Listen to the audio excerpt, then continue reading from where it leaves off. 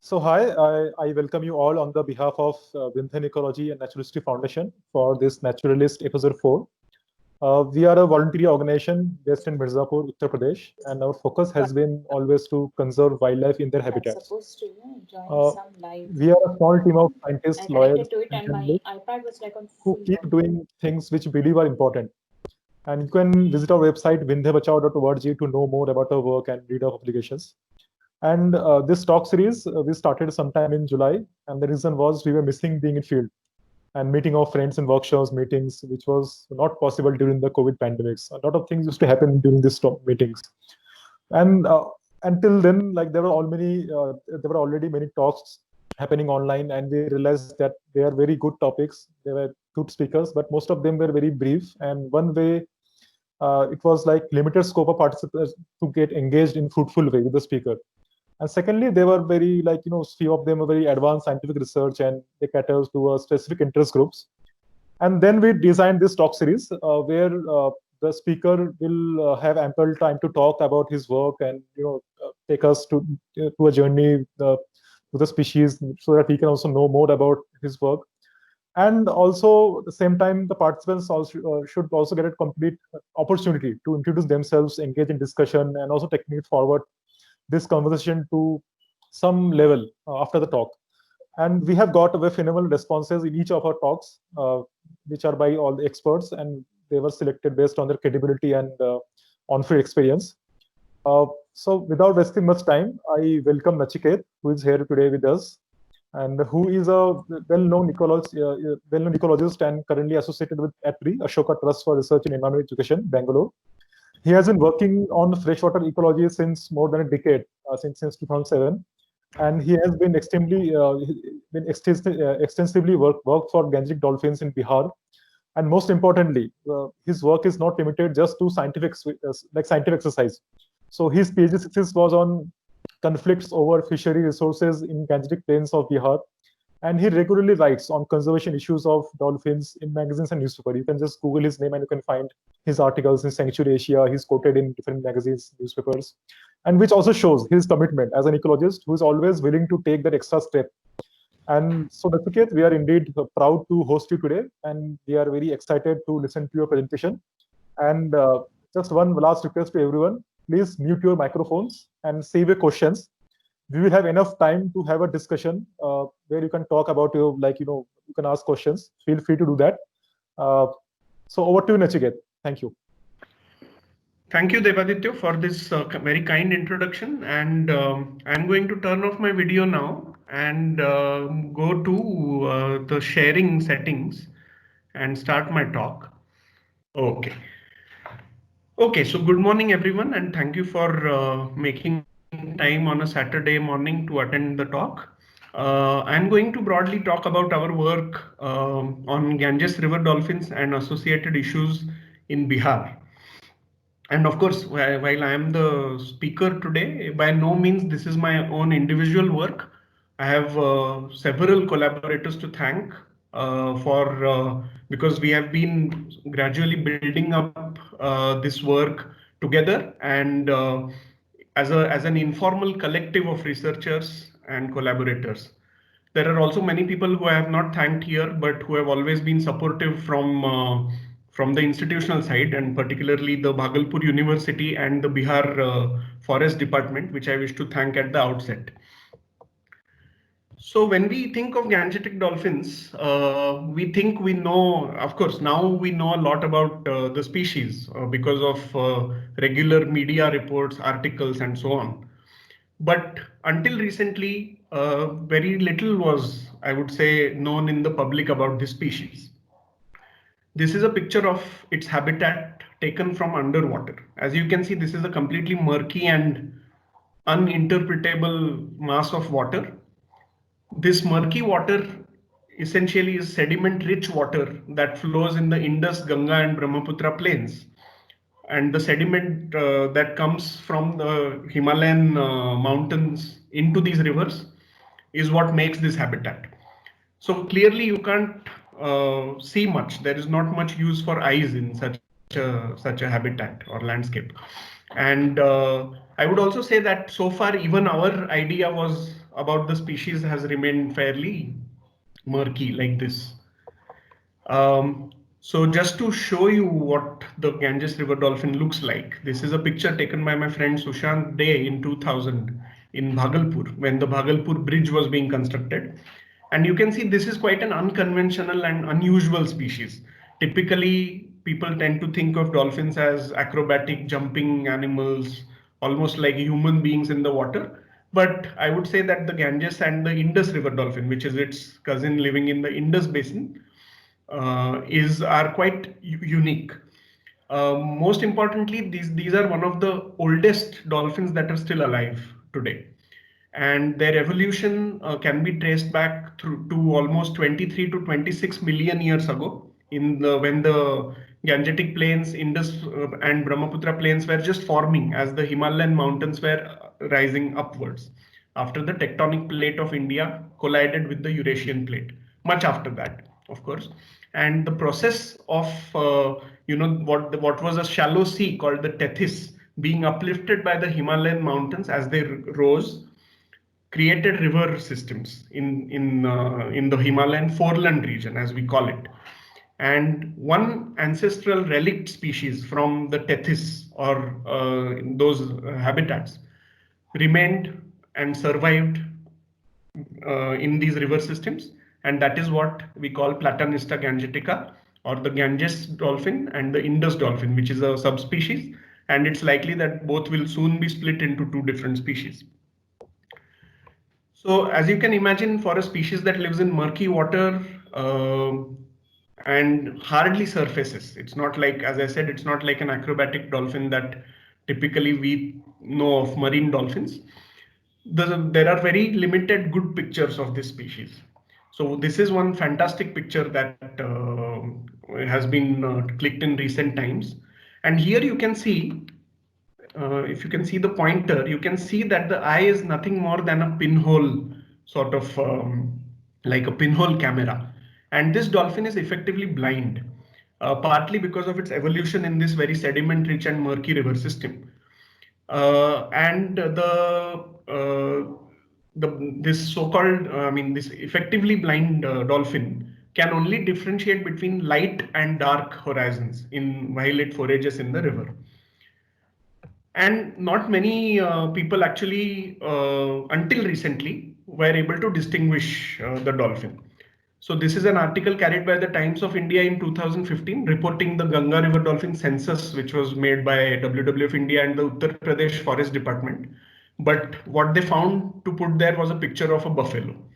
So you can imagine that this was the level of, you can say, public awareness about the species. And of course, nothing better to expect from the Times of India. But I think we should start by taking a good look at the Gangetic dolphin. So I'm just going to show a video here.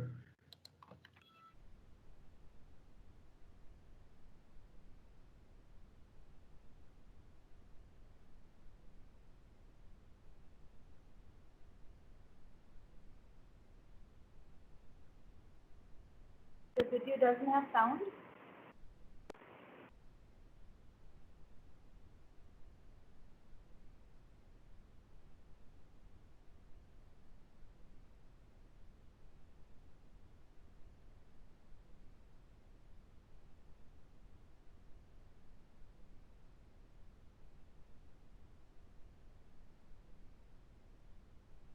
There's no audio in this video?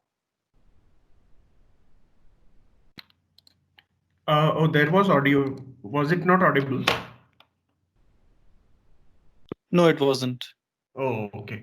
But the visuals were clear? Yeah. Yeah, I think that's fine. I'll just continue with the visuals.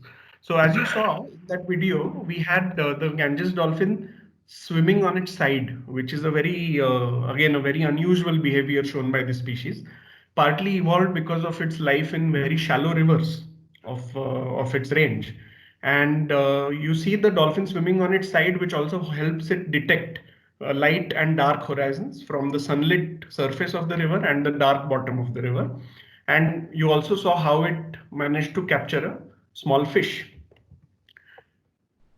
in my talk, I'm going to broadly summarize, just give an overview of the Ganges dolphin as an evolutionary puzzle. I will begin there and I'll end in the Ganges dolphin becoming a political entity, and in what ways are these two things linked. So I'll start with a brief natural history, then I will cover something about what we have learned from our long-term research in Bihar. And then I'll end with some thoughts on the science and conservation needed to save this species from the threats that it faces. So the Ganges dolphin is not exactly unknown to scientists and philosophers. In fact, the earliest descriptions go to Pliny the Elder, describing the species in 72 AD after a visit to India. And the dolphin is also described as a species of Magarmach in the Babarnama, written in the 15th century.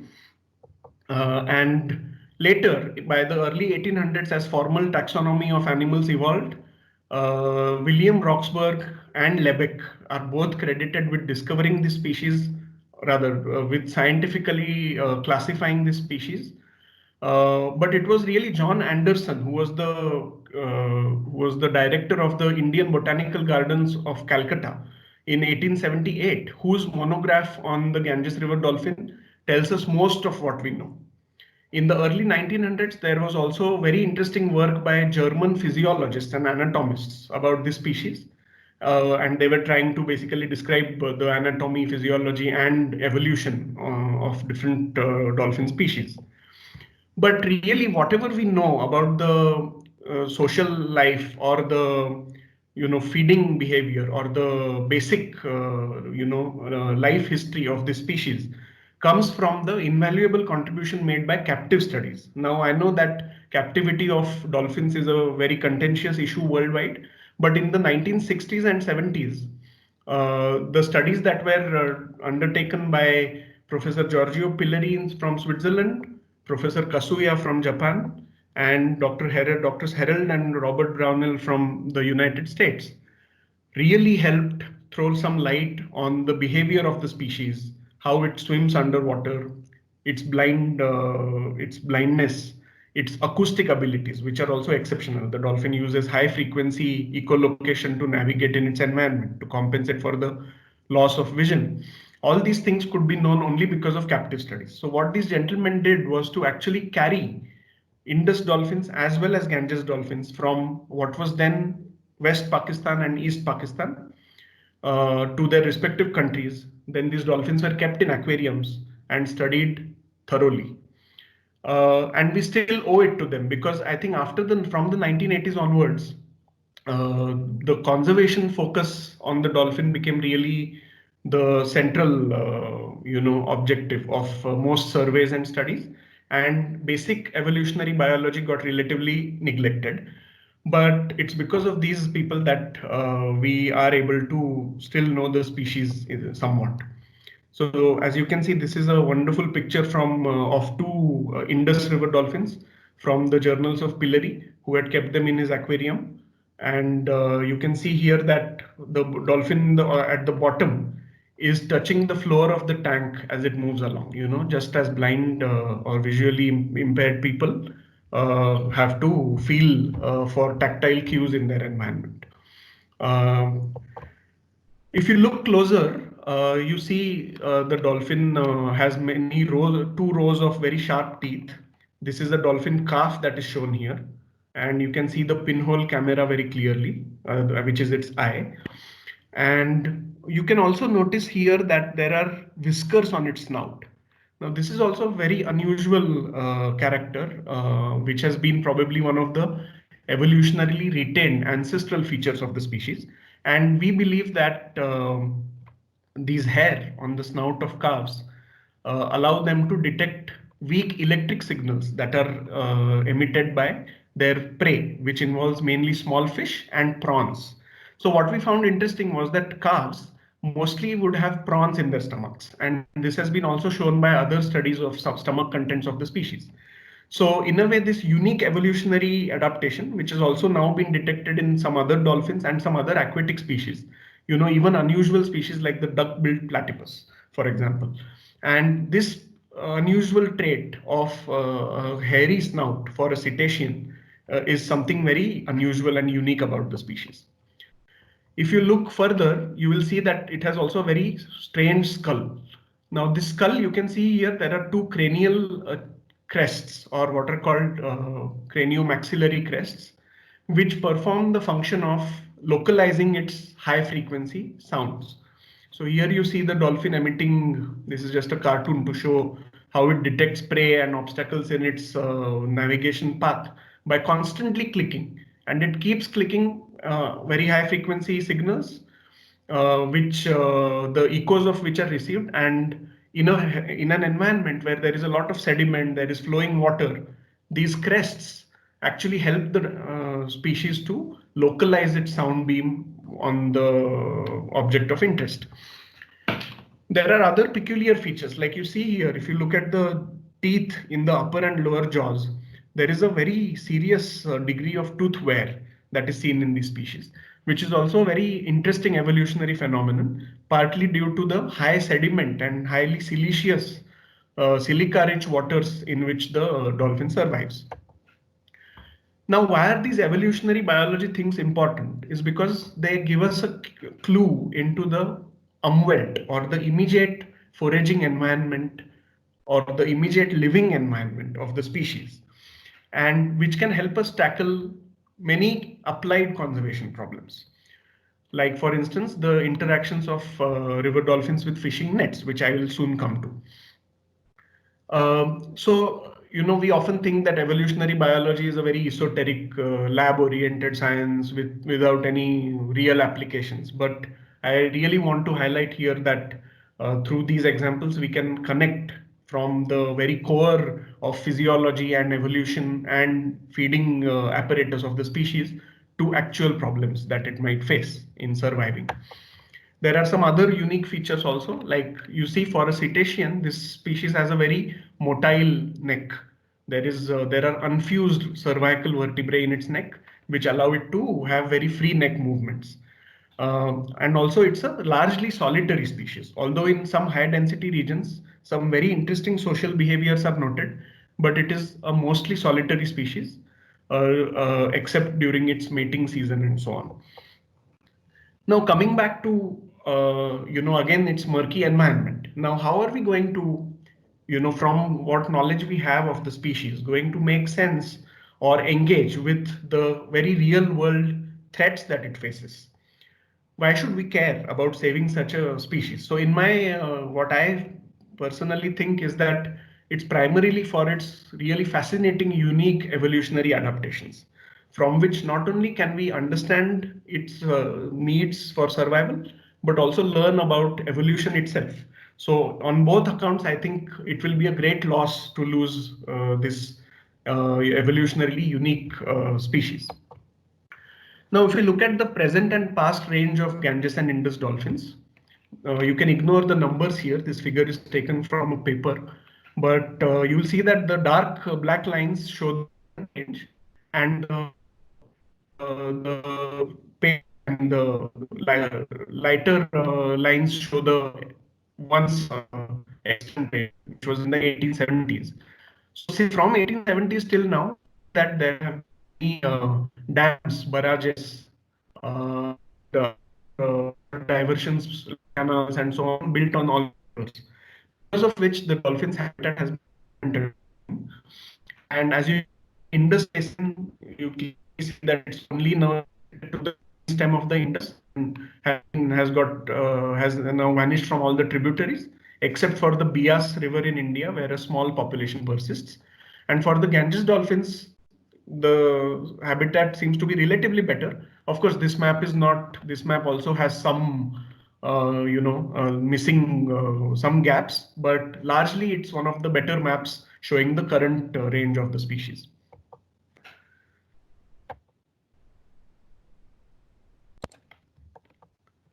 Yeah. Now, what is also interesting about this large-scale environment of the dolphin is that it's not independent, or it cannot be viewed independently of its geopolitical and internal conflicts, which are mostly social in nature. And why I wish to highlight it is because the river dolphin's habitat can be understood in many ways.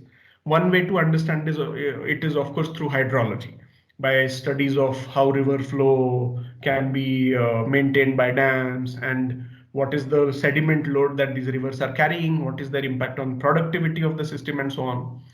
But I believe that beyond the biophysical aspects, there is a really, if we really wish to, save this species or work, understand it better, we need to understand the larger environment in which it lives politically, which involves issues of transboundary water sharing between, especially between countries like India, Nepal, and Bangladesh, also between India and Pakistan in case of the tributaries of the Indus. It involves internal conflicts.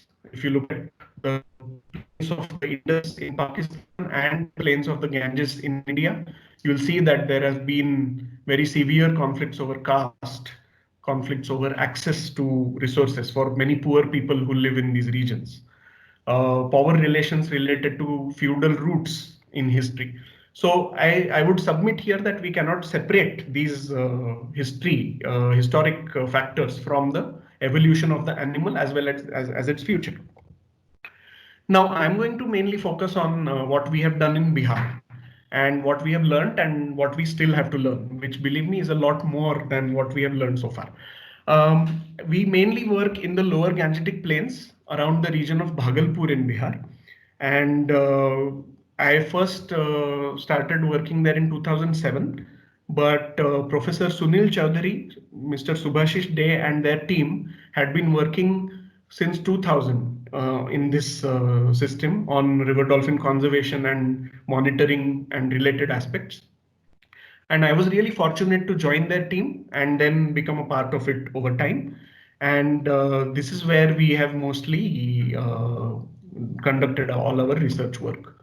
So you see here, the Gangetic plains are a very tectonically active, sedimentologically dynamic sort of river floodplain system. And you can see from this graphic, is the graphic visible? Yes, it is. Okay. So you can see that the river itself is constantly changing in its course. And this has implications for how conservation may be planned in such a system. The place where we work is actually a protected area called the Vikramshila Gangetic Dolphin Sanctuary. And as you can imagine, if the sanctuary itself keeps moving, it has tremendous implications for the rights of people, especially related to fishing or agriculture on the floodplain. It has implications for how to monitor such a fickle and dynamic system. And this dynamism is beyond human agency or control. It is governed by tectonic and climatic forces, which are way beyond what we can imagine to control through human intervention. So it's a fascinating landscape in many ways. And if you just freeze the frame for a bit, you see that on the ground, these changes actually straddle several tens of kilometers at times because of the meandering and braiding motions of the river. So how do we manage such a mobile Gangetic dolphin sanctuary? Now, when I visited first, I was told by Professor Chowdhury that we have been monitoring the system for the last 7 years. And when we started, there were hardly 90 or 100 dolphins. And if you look today, we have counted 170 dolphins recently. So I believe that it's an indication of the conservation efforts that we have taken. And I was really amazed, because that would be a wonderful sign of recovery to show that in 7 years the population increased by so much. But if we think about it, there are two things here. One is that the Ganges River is an open system, so we don't know whether animals came into the Vikramshila sanctuary from upstream or downstream. We don't know what was the issues with the survey methods being used and so on. So Professor Chowdhury was kind enough that we could engage in a very critical discussion around this topic. And we thought that when we analyzed their data from the past, from 2000 till 2007, 2008, we found that they had kept getting better at counting these animals. So what was actually being seen as an increase in the population count was just a better ability of surveying the stretch. Now, the question was how to then know what exactly was the count. What can we say about the trend? And we realized that the meaning we assign to conservation or to monitoring depends a lot on method. And this is one thing that I very seriously submit to you, is that the methods of population monitoring will be critical. And I'll also at the end of my talk explain how. So what we tried to do, this was in my master's thesis project on river dolphins in 2007 and 2008. And what we came up with was to sit down and think of a system by which we could add some statistical uncertainty to the monitoring that was already being done. So the monitoring was giving a count, but what we actually needed was an estimate of the population with some associated statistical uncertainty. So the four of us, which included Dr. Jagdish Krishnaswamy, my supervisor, myself, Sushant Day, Subhashish Day, and Professor Chaudhary, we sat down and we brainstormed, and we came up with fairly simple, but what turned out to be a fairly elegant solution. So double observer surveys for the species were conducted in Bangladesh first by Brian Smith and his team. And of course, they had a lot better resources in terms of boats and so on, which we did not in Bihar. We had to rely on country boats.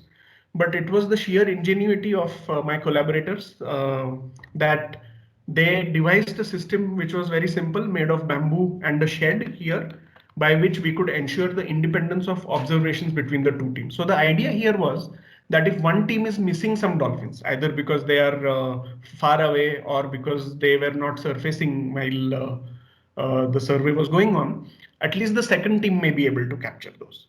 And that is essentially, in very simple language, the principle on which this double observer survey works. And now we are in a position from 2008, since when we tested this method and started it using fairly simple devices and very cheap methods, which is again something I want to highlight. Today we are now conducting these surveys regularly for 12 to 13 years. And now we have been able to not only show population trends for this stretch, but also correct for the past counts using the testing methods and statistical approaches that we used. Again, I'm not going into those for this talk, but if you have any questions, I'm happy to answer. So what we see is that in this 20-year time frame, we see how river dolphin residency patterns in the Vikramshila Gangetic Dolphin Sanctuary have changed, as we can see in this graphic here. So this way we are able to now have a much better idea of what are the factors driving the trends, what are the spatial dynamics of adult dolphins versus smaller subadult dolphins and so on. And it was only possible because of a long-term engagement with one place. So yeah, so that was the first part of our work. Now, the second very important part was the how to manage the interactions between fisheries and river dolphins. Now, fisheries were a particularly interesting issue for us because in the Bhagalpur district, the river, the Ganga River, was once under the control of a single family due to a grant that they had received from the Mughal period. And so this was called the Panidari system on the river. And under the Panidari, the fishermen were really oppressed by these landlord families. In 1991, these fishermen organized themselves and had a social movement by which they could overthrow this system. And the river became open access for everybody. So in this open access system, it was exactly in 1991, once the system became open for all, that the Vikramshila sanctuary came about. And so this led to conflicts between fishermen and the state departments that were supposed to manage this sanctuary, which involved both the forest department and the fisheries department. I would say that even our group, however informal, was also part of this tangle of conflict, because we were also bringing in our own interest and agenda of protecting river dolphins in this stretch. Now, as you know, dolphins often die by getting entangled in mosquito nets. In fishing nets. And mosquito nets, actually, they don't get entangled in because they can detect those. What they get entangled in is these larger fishing nets, as you can see in these pictures. The larger meshed fishing nets. This process is called as bycatch, where the fishermen are not actually necessarily targeting the animals, but while foraging, the animal might get stuck in the net. And so what we wanted to do was to start from what are the proximate factors that led to such an entanglement event. Why did a fisherman decide to place a net in a particular location on a particular day? Why was a particular type of net chosen? All the way up to what were the possible sensory factors or the acoustic factors that may have landed the dolphin in the net. And for this, what we need is an understanding that goes beyond documenting alone or monitoring alone, which I think has been a vision for our research since then, which we call broadly as a vision that encompasses from sensory ecology to political ecology. By sensory ecology, we mean the evolutionary biology and ecology of the immediate environment of the river dolphin, to the political ecology in which the dolphin lives, interacts with fishermen, the political and historical factors that compel fishermen to use certain kinds of nets over others, the conflicts that they face while fishing from various actors in the landscape, and so on. So this is just one example to show that the interface between people and the species that we wish to conserve, like the Ganges River dolphin, cannot afford to only learn from biological or ecological studies or only from the human or the political aspects of it. There is a need and a possibility and a tremendous scope for integration of these two things. And this becomes particularly important if we look at what is on the anvil for the species. Now, India has had national waterways from the 1980s when they were first announced on 5 rivers.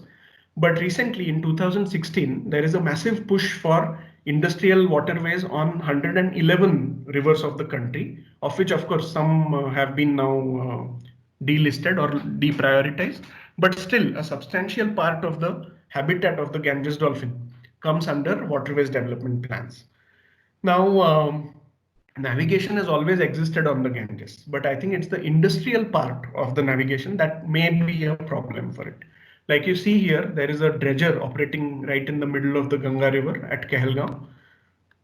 There is a tourist boat taking foreign tourists on a ride, on a cruise. And in the middle of this, there is the dolphin. There are already fishing nets.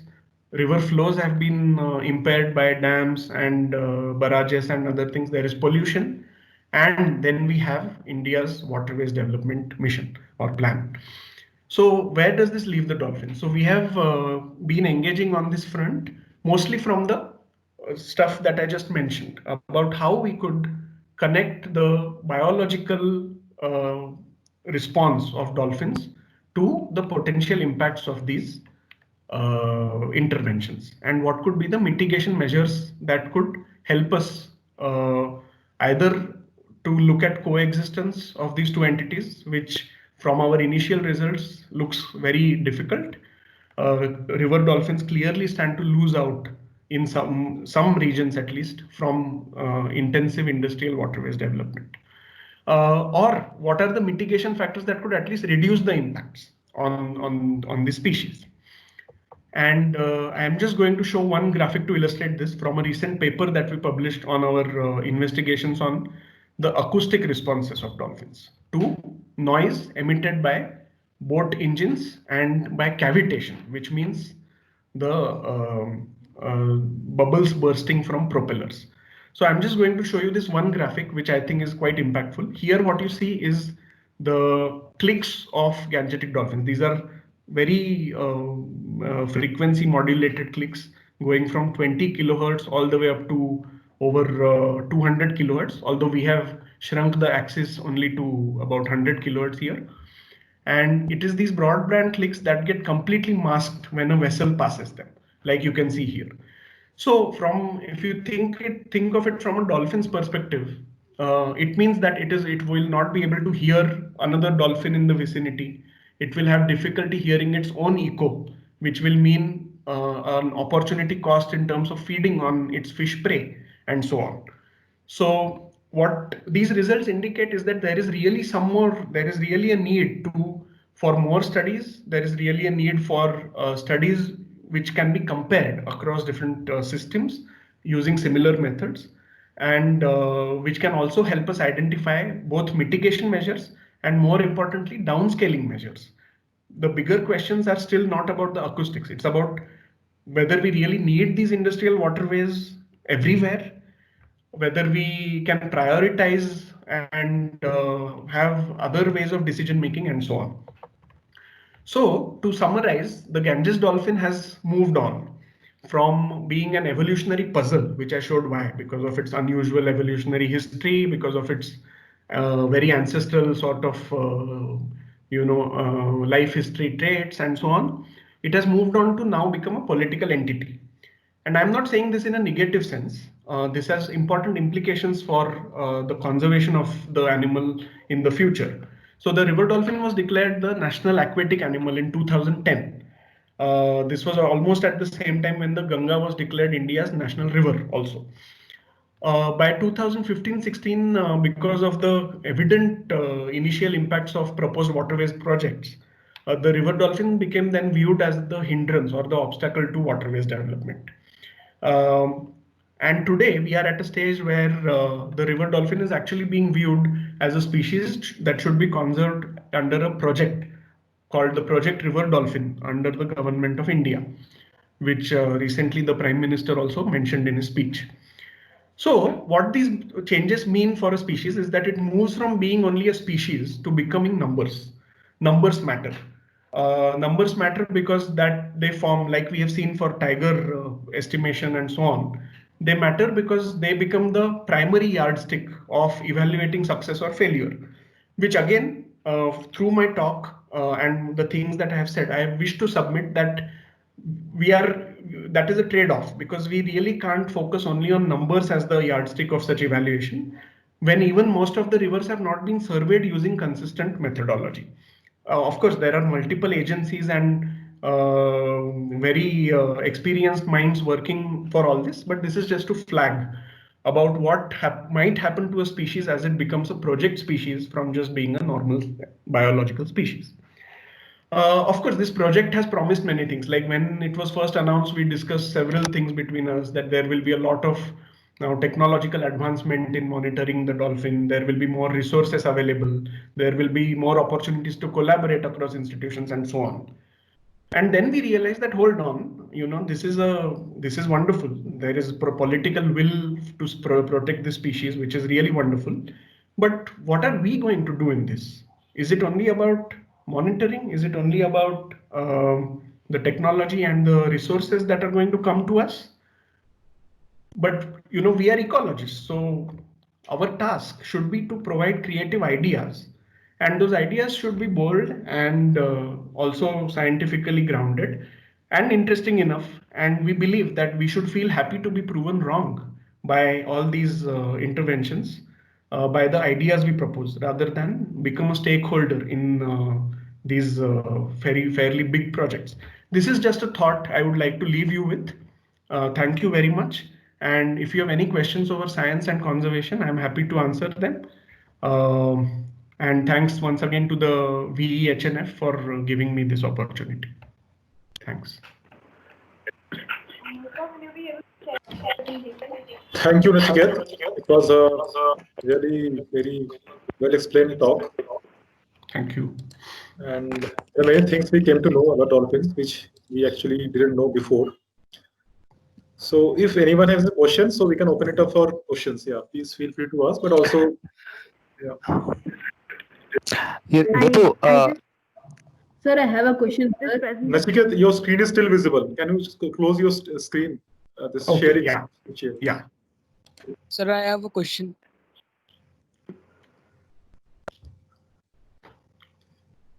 Just a minute. So Akash Vashisht was asking first. So Akash. Yes. Hi Nachiket, this is Akash Vashisht. I am a lawyer environmentalist. In fact, it's a wonderful presentation. There is one specific question that is coming to my mind. What is the situation of dolphins? And I have a reason to ask that. In and around Patna, because there has been too much of encroachments and illegal unauthorized constructions on the floodplains, which of course we have studied that it has tremendous deleterious effects on the whole survival and ecology of dolphins. Yes, I wanted to know what is the specific impact and what is the situation of dolphins in and around Patna. And secondly, because I have come to know, because I have been handling a case actually related to Ganga in Bihar. So that is, which was eventually dismissed actually by the NGT, because of non-consideration of facts therein. But yes, I have come to know that around 2 years back, and there are papers also, 2 years back, this Bihar government had decided to set up a, what you call as, if I remember correctly, it's Patna, this Dolphin Research Center, which is said to be the largest perhaps in Asia. So that's also there. So the Bihar government has decided, and it was openly declared. I don't know what is the status, whether that is still under process or not. So two things: what is the situation of dolphins in and around Patna, and secondly, what is the status of that so-called research center? Two things very briefly. Yes. Thank you. Yeah. So should I respond to individual comments, or should I respond to all at the end, Debo? No. So Nachiket, also switch on your video, so you can respond each comment as they come in. But that's all, because we want to have a conversation type of discussion. Okay, sure. Yeah. So am I visible now? Yes. Yeah, thank you, sir, for this these two very important questions. So I am not very much familiar with the exact situation around Patna, but from what we have seen around Bhagalpur, one thing is clear, that floodplain encroachments mean that more embankments get constructed along the banks of the river. And because of embankment construction, there is definitely major impacts on the sediment deposition and erosion dynamics along the river. Which can not only be a local obstacle to river dolphin habitat in terms of habitat getting one river channel getting fragmented into two channels or something like that. It also becomes an obstacle for navigation. So in a way, it is a linked process where the deposition due to embankments might lead to blockades along the channel, which might then cause shrinking of habitat and also shrinking of the navigation routes. So that might become a threat for dolphins. It also means that dolphins might come in closer contact with fishing nets, because their area also shrinks. So it's a slightly indirect effect, but that is what would be my response. Secondly, with the Dolphin Research Center, I think that has long been under the in the plans of the Bihar government. I would actually say that there was a recent the Bihar State Wildlife Action Plan has been prepared recently, and that also mentions the presence of the institutionalization of this center. And I think it's definitely a good idea for some systematic focused monitoring, but of course we have to see how it's going to pan out. And I would really recommend, when the Bihar State Wildlife Action Plan comes out, I think it's a wonderful document, a very visionary document in its own right, prepared by the Bihar Forest Department in consultation with many partners, and that will spell this out better. Yeah, thanks. So there was a few more questions. So there is an option to raise hand there. So if you have any question, you can just click the raise hand. Otherwise, you can just ask. Yeah, Radhika. Hello, sir.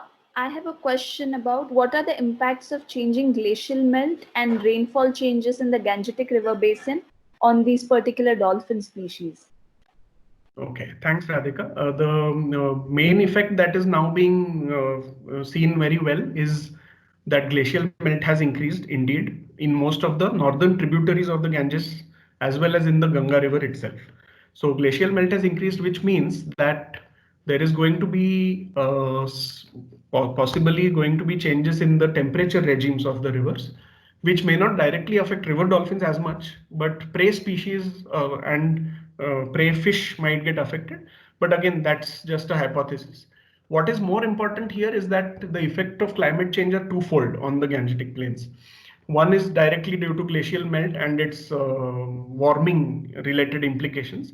The second is related to weakening monsoon rainfall, which there are some really good studies based on modeling from IIT Bombay and other institutions, which show that the irrigation the density of irrigation, surface water diversion in the Gangetic Plains may have a feedback to atmospheric recycling of precipitation, which means that because of the water flux that is let out by the intensive irrigation on the Gangetic Plain, the monsoon that is incident towards the Gangetic Plain might get weakened because the pressure gradient is altered.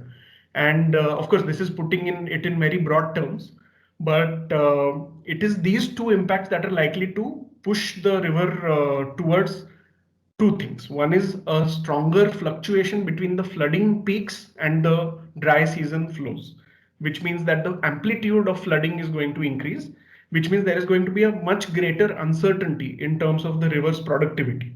And that is something that we have even seen some correlative signals of that in my own PhD research. So I think, to put it broadly, these are the three broad uncertainties which species like river dolphins and fish will have to deal with.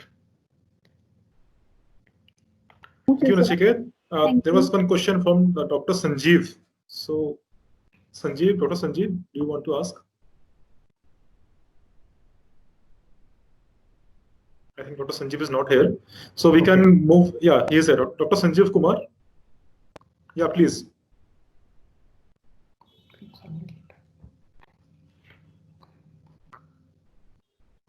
Dr. Sanjeev Kumar, do you want to ask any questions? Okay. Okay, Gaurav and Tusharini. So what is the question? Yes, sir. I had a question about how you maintain the record of population of the dolphins. How we maintain the record? Yes, sir. The population increase and. Okay. Yeah. So what we do is we conduct surveys along the river first, as I have mentioned. These surveys may help us sight dolphins, and we mostly use direct visual observations, but also have used acoustic devices to also record dolphins when observers may not. We then put the data together. The data mainly has three age classes distinguished: adults, sub-adults, and calves, which are really small dolphins. And we have been collecting such data seasonally and interannually for the last 20 years between the team at Bhagalpur University and ourselves. So what we do with this data is that we have to now look for sources of uncertainty. These sources of uncertainty come mainly from three factors. One is called perception bias, where the dolphin may have come out of the water, but you missed it, because it was very far, or because the weather conditions were not great, or something like that. The second part of uncertainty is availability bias, which means that dolphins did not come out of the water when your boat was passing through, and that can be a small but significant source of uncertainty. We know that these dolphins typically surface at every 2 to 3 minute intervals, and that also varies as per the river system we are in. So that contributes to availability bias. The third part is observer level effects. So observer level effects could include fatigue, they could include skill, and so on. And we regularly make the effort that observer teams are well mixed, so that observers keep changing their positions, so that the skill levels are well distributed between the two teams that we have, and so on. So after doing all this, then we have to get into very detailed statistical. Hello? Yeah. Then we have to get into detailed statistical analysis of these data.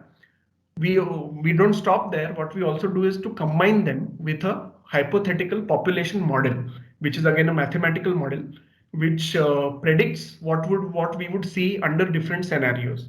And then we match our statistical inferences with our population modeling inferences to make or to propose possible explanations of why we are seeing the trends that we are seeing. Yeah, thank you, Nachiket. Hello, sir. Hello. Yeah, please. Sir, I have a question regarding that counting. Why are why aren't we using the barcode method for counting the population? You mean a genetic barcode type of method? Yes, sir, because I have read somewhere that in foreign countries for the marine species, they are using the barcode technology. So why aren't we doing that? Okay, see, I can speak about myself and my team, and we don't use it simply because we think it's unnecessary. What we can do with the use of our faculties, our senses, vision, hands, feet, we focus on good field skills as the top priority. That is the simple answer. The other reason, of course, is that these things are costly and they require a skill and training that not everybody has. And I think this is important to realize, which was also the point I made about technology in my talk, that technology should aid rather than dictate what we decide to do in our own monitoring. Typically what we see is that because a method is available out there, people use it. But I would submit that we have to first think of why we need those methods, what are the ideas behind using those, and then decide on their use. That is why we don't use these methods. Thank you, Nachiket. Now we have a lot of hands. So, Dr. Sanjeev Kumar, do you want to ask questions? Yeah. Yeah, please. Hello. I am audible? Yes, yes. Nachiket, it's a very nice presentation, a very scientific presentation by you. But I have one question regarding the blind dolphin. Yeah. Especially the blindness in the dolphin. This phenotypical characteristic feature might be you in your study and in your research label, you will get it's a genotypic effect in this species, especially. Yeah. So what is the question? My question is regarding with the blindness in the dolphin. Yes. Due to the pollution effect impact or other impact issues on environmental or ecological impact. So is this type of phenotypic character had you got in your research that is in genetic level? Yeah. So or there is any genetic impact? Yeah, so there is no connection between pollution in the Ganga River or in any river and the blindness of these dolphins. This is an evolutionarily, filtered trait and it has been there since millions of years. It is a genetically inherited trait of being visually impaired. Yeah. Okay. So thank you, Dr. Sanjeev. Now we have next round from Rishika. Rishika. Hi, am I audible? Yes. Okay, so recently Modi announced the Dolphin project. So I was wondering how much of that looks like posturing, because firstly, we have the 111 waterways, inland waterways development. Secondly, in the EIA draft, these have been categorized as B2. And they won't require public hearing, they won't require EIA assessment. So it's a environmental permission or something. It's a lower level permission without assessment. So how much of the recent announcement for dolphins would you categorize as posturing, and how much of it can actually go towards conserving? Because I think one of the biggest threats is industrial level waterway development. Sure.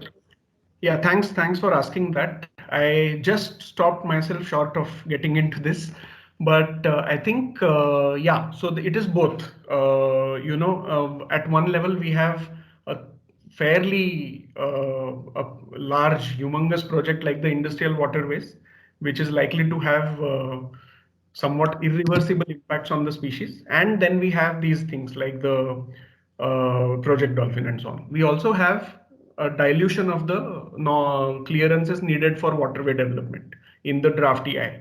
So I would say that, whether it's posturing or whether they really mean it, our part is to engage and constantly speak truth to power, because in a way, it's like they have given us both hands to pull at. That's the way I look at it. And of course, if there are incompatibilities between the two planks on which they are talking, then we have to point it out to them frankly and scientifically.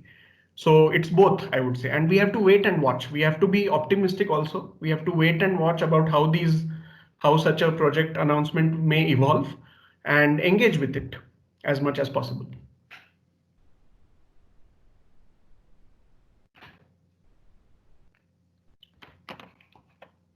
Hello? I can't hear.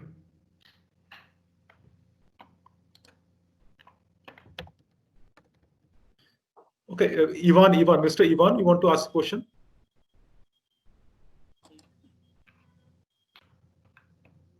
Okay, we can move to Vignesh. Hello. Okay. Am I audible? Hello. Yes, yes. Sir, thank you for your enlightening talk. My question is regarding tourism. Can tourism play a key role in reducing the, the conflict between the fishermen and the dolphins, considering fishermen can turn into tourist guides? See, I think, that's an interesting question. I think it depends on our outlook. Personally, I'm deeply uncomfortable with this idea, mainly because of the new class relations that emerge, the new economics that comes to fishing settlements because of tourism and such things. But of course, there are views which say that we are basically ensuring the flow of money from, say, urban centers to these centers and so on. But from whatever experience I have had with dolphin tourism, at least in other settings, the outcome has only been conflicts between fishing communities, which are very severe. For example, in the Chilika Lagoon in Orissa. So personally, my opinion is that dolphin tourism is an urban elite idea and construction, which I think should have a much lower priority than first engaging with issues that fishermen face on a daily basis. The threats they face from armed gangs which are trying to control fisheries, from private contractors which harass them, and so on. And until we may help those fishermen get to a level where they can secure their own livelihood, these are, in my opinion, fairly low priority issues like tourism and so on. Thank you. So Nachiket, we are anyway running out of time, but if you don't mind, so is it fine if you can extend for 10-15 minutes more, because we have a lot of questions coming in? Sure. Thank you. So now we have Vishwajit Palsule. So please, sir, please go ahead. Firstly, Nachiket, really good talk. I think it was really informative. So the question that I had was, have you seen any impact because of the coronavirus on dolphin behavior or dolphin population in the short term? Because I'm assuming that there'll be like less traffic on the river. So there were a few articles that came out after the lockdown was announced and so on, that dolphins are being sighted in places that they were not earlier present. But there is not much truth to that. So the dolphins were where they were. I think one effect probably has been that traffic of large vessels may have reduced.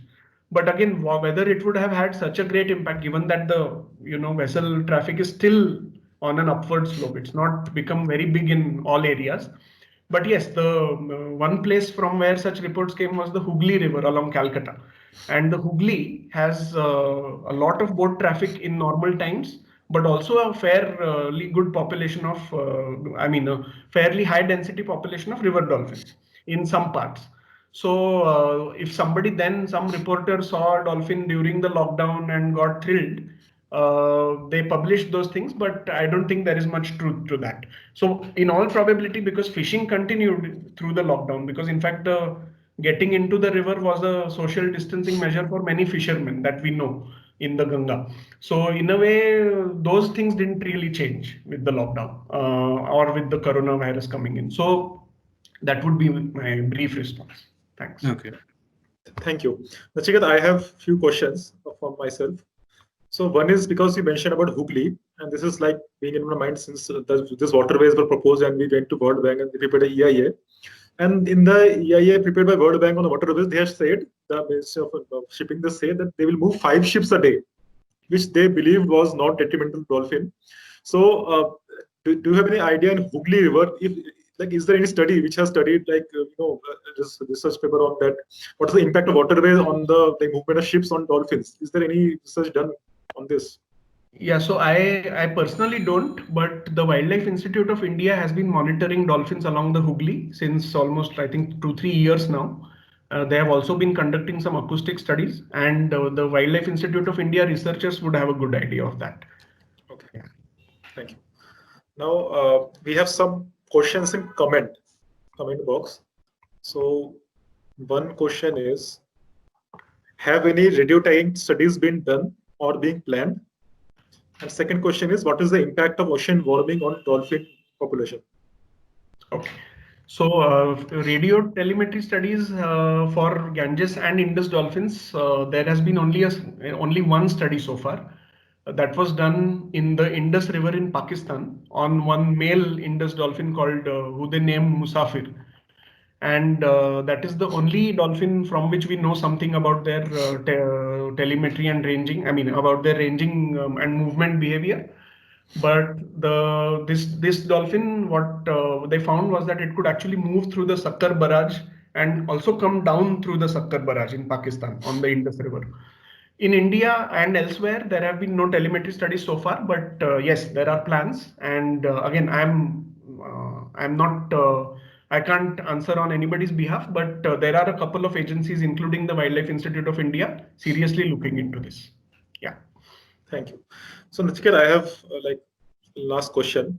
Oh, and sorry about the ocean warming. I'm sorry, Debo.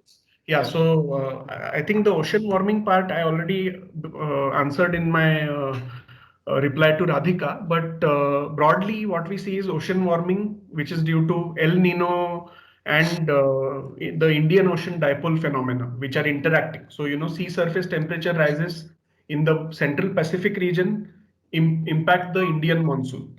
And the monsoon is ultimately what is, driving the flood that is required to maintain productivity in the rivers of the Gangetic Plains. So in that sense, there is definitely an influence of the ocean warming patterns in the Bay of Bengal and in the Indus Delta in the Arabian Sea on the monsoon rainfall in the Gangetic Plains. Yeah. So Nachiket, I have one last question. It's like two-part question. One is that Akash, just 1 minute. So I just asked the question. Yeah. So you have mentioned that dolphin has evolved with the murky water. Okay, so because the sediment comes from upper stretches of Himalaya, they move to the downstream. Nachiket, can you hear me? Yes. Please. Okay.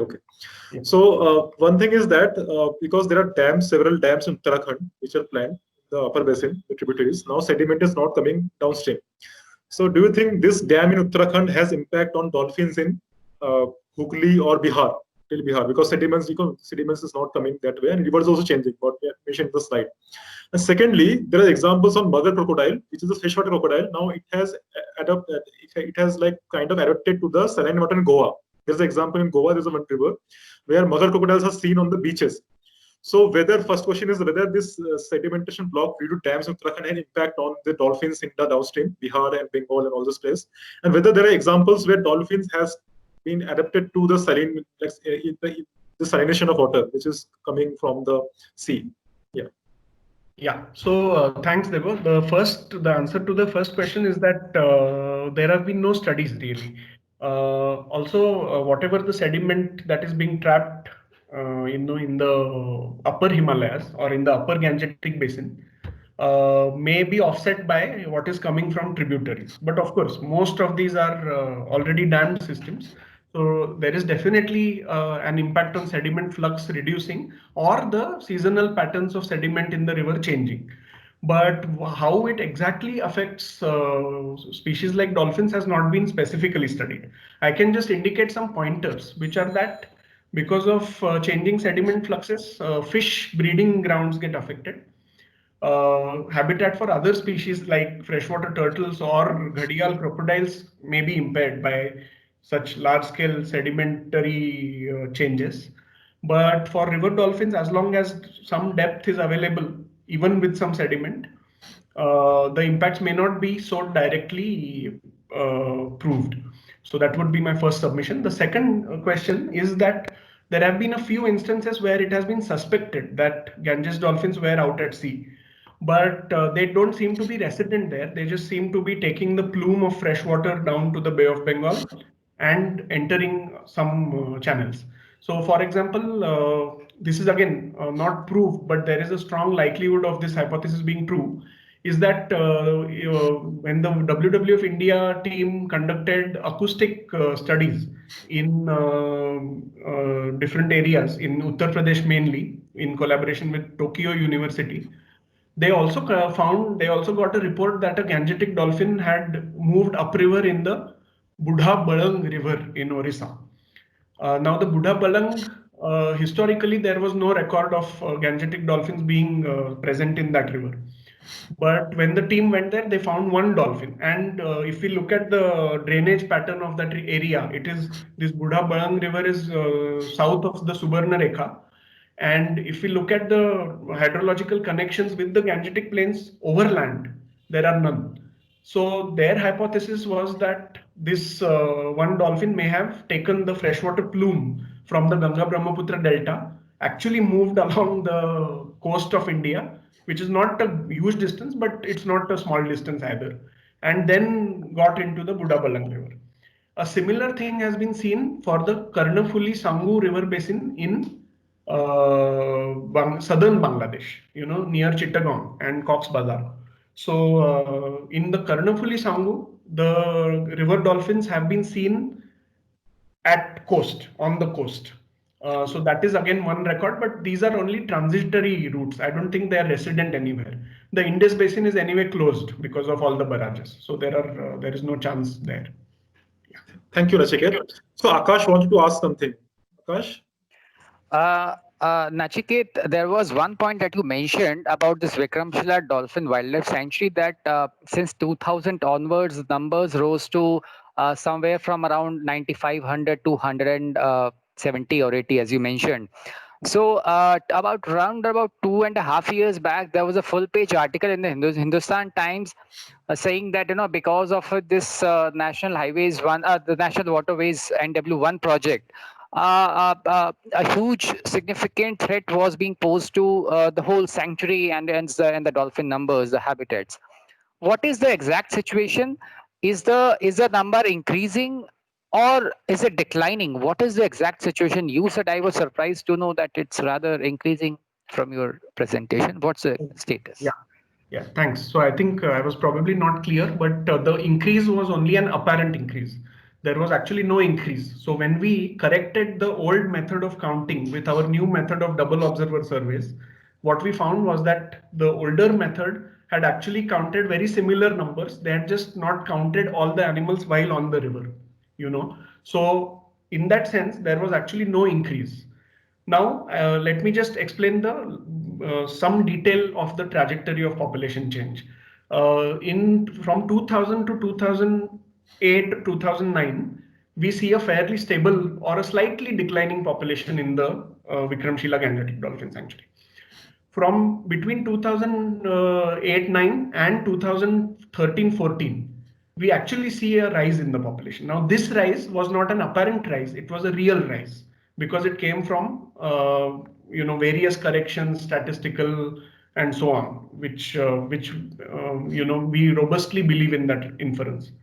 And after 2014-15, we are now seeing a decline in that area. Of course, there are seasonal fluctuations and so on. So, but again, I think it's if we have to link it to interventions like waterways or things like that, it is still very, very suggestive evidence. Dredging actually began in a big way in 2015-16, but I will not attribute causality to the decline to the waterways as of now.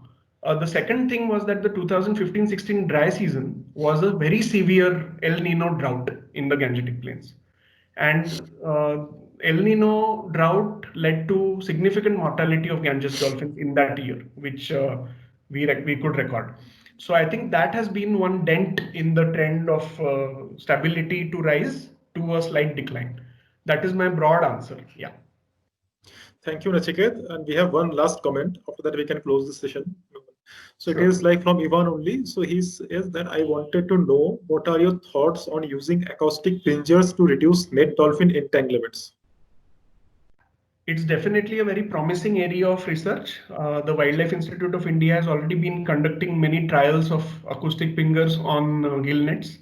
The results have been a little, because there have been only 2 places where these have been tried out. One is, I think, in by the WII project. The other has been in Bangladesh. Brian Smith and his colleagues tried out fingers, and in the Sundarbans of Bangladesh, they did not find fingers to have any clear effect. But if I'm not mistaken, the Wildlife Institute studies are finding some effects. So, but yeah, that is being done. Yeah. So thank you, Nachiket. I don't think we have any more hands or comments. So Okay. Still, if anyone has any question, one last question we can take. If anyone have any comment to make. Excuse me, sir. Yeah. Actually, I was thinking, what are the major threats for the Gangetic dolphins instead of human beings directly? I mean, dams, instead of dams, what are the basic threats? Instead of human beings, I mean, so it's hard to, in the Anthropocene, as we call it, it is hard to distinguish what can be called a human threat versus a non-human threat. So mainly the primary threat is dams and barrages, which lead to reduction in flows. The second threat, very important threat, is bycatch in fishing nets, as well as in some pockets, targeted hunting of dolphins by fishermen and by other people also. The third threat in some regions is pollution. Like for instance, in rivers of Uttar Pradesh, pollution is a very important, very significant threat, especially between areas like the Narora and the Kanpur barrage. The Ganga between these 2 barrages is apparently very polluted, and that is a threat. There are other threats which involve, accumulation of toxic pollutants in dolphin tissues, climate change related threats, which I have spoken about. There are threats from, other kinds of things. Boat accidents have been recorded in some parts of the Hooghly. Boat propellers have struck dolphins. There have been a few reports of those. And I think if we look at over the years, there are quite a few now. There are threats such as exploration of riverbeds for seismic surveys, petroleum and gas surveys, and so on, which are based on acoustics. So, I mean, very high frequency acoustics, which can really kill. We are hearing a oil leak at Assam. So, I would say that if we call something a threat, it's essentially human. We can't get instead of human threat from a human threat. So because you spoke about this, I have one I can't stop from asking the question. In one of our case, there was regarding this thermal power plant, coal-based power plant. He said that Ganges River is polluted and he cannot withdraw water. So in the submission to the court, they said because there are dolphins in Ganga, there is no pollution. So do you think the dolphins are really indicator of health of the river, in terms of pollution? Because I have seen stretches where the pollution, dolphins are still there. So what is your any your opinion on that? Yeah, so thanks. So whether river dolphins are indicators of river health in an absolute sense, no, I don't think so. Whether they are indicators of particular kinds of pollution related threats in particular areas, yes. If you look at the Ganga near Kanpur, that is a very good example of the situation of how pollution can really drive away dolphins from somewhere. What the effects of pollution are, I think, again, as I pointed out, are not effects that can be seen in terms of numbers. They have to be seen in terms of factors inside the dolphin: health, acoustic behavior. Noise is a pollution. Noise is a pollutant. That's the best example. If we see 100 dolphins in a very busy shipping lane, that doesn't mean that it's an indicator of shipping. Or it's an indicator of, or it can tolerate pollution. It doesn't mean that at all. So thanks for asking that very important question. And I think that is where we really need to get beyond our number-oriented vision while talking about conservation of species like these, towards a more functional approach to understanding what the threats affecting dolphins from within are. So thank you, Nachiket. With this, I think it's already over time. So thank you for your valuable time. And I know you have been very busy with your submission of PhD, and really, I like all the very best Thank It you is a very long much. years of work and which you have been doing, and very useful and valuable work. And it was really like we thoroughly enjoyed your talk and we learned a lot more things. So thank you very much. Thank you very much for the opportunity and for hosting me today. And it was my pleasure. Thank you.